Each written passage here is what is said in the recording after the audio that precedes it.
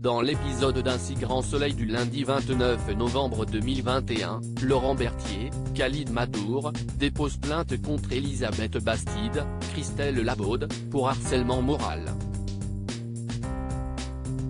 Pour trouver un terrain d'entente, Guillaume Cabestan, Manuel Blanc, contacte l'avocat de Berthier, Florent Grasset, Fabrice Deauville.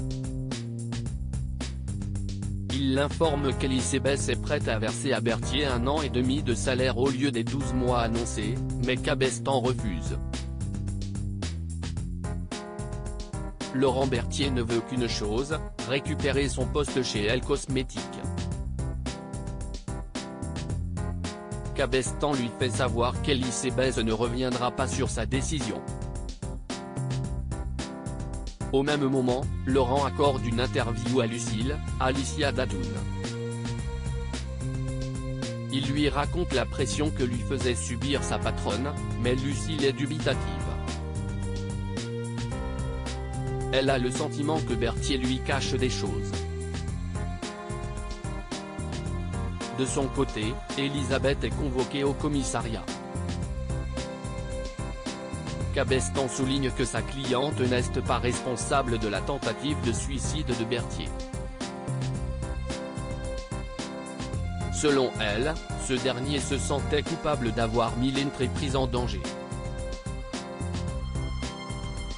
Pour discréditer Berthier, Cabestan propose de faire fuiter les informations récoltées par Pourchet, comme quoi Marion, Esther Van Dendriche, avait un amant. Elisabeth refuse, ne souhaitant pas s'en prendre à Berthier. De son côté, Lucille reçoit un appel anonyme qui l'informe de la trahison de Marion. Jacques Ravier lui demande de ne pas révéler cette information dans son article. Alix prend un risque, Ludo se retrouve face à Noémie et Ariane parallèlement, Alix, Nadia Fossier, se cache sur la banquette arrière de Joël pour le surprendre. Elle lui pose des questions sur sa trahison, et Joël, Guillaume Beyeler, prétend que la police lui a mis la pression et qu'il n'a eu d'autre choix que de parler. Alix lui demande de sortir de sa vie et décide d'aller porter plainte contre lui pour dénonciation calomnieuse. Élise, Malia Roman, la met en garde. Si elle porte plainte, elle devra prouver que Joël a menti. Alix, qui n'a plus rien à perdre, va au bout de sa démarche. Au même moment, elle reçoit un appel d'Ariane, Catherine Boguet-Dugast.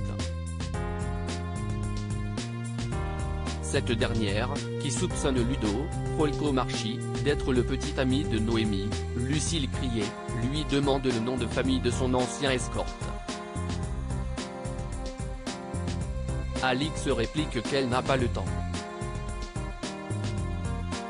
De son côté, Ludo passe du temps avec Noémie à la ferme. La jeune femme lui demande de prendre une photo d'eux pour l'envoyer à sa mère. Ludo refuse, prétextant que les GAFAM fichent les gens grâce à la reconnaissance faciale. Pour se faire pardonner, Ludo décide de préparer un dîner gastronomique à sa petite amie. Mais contre toute attente, Ariane débarque pour rendre visite à sa fille. Noémie présente sa mère à Ludo, qui ne sait pas où se mettre. Lorsque Noémie disparaît en cuisine, Ariane confronte Ludo. Elle lui fait part de son dégoût et décide de partir.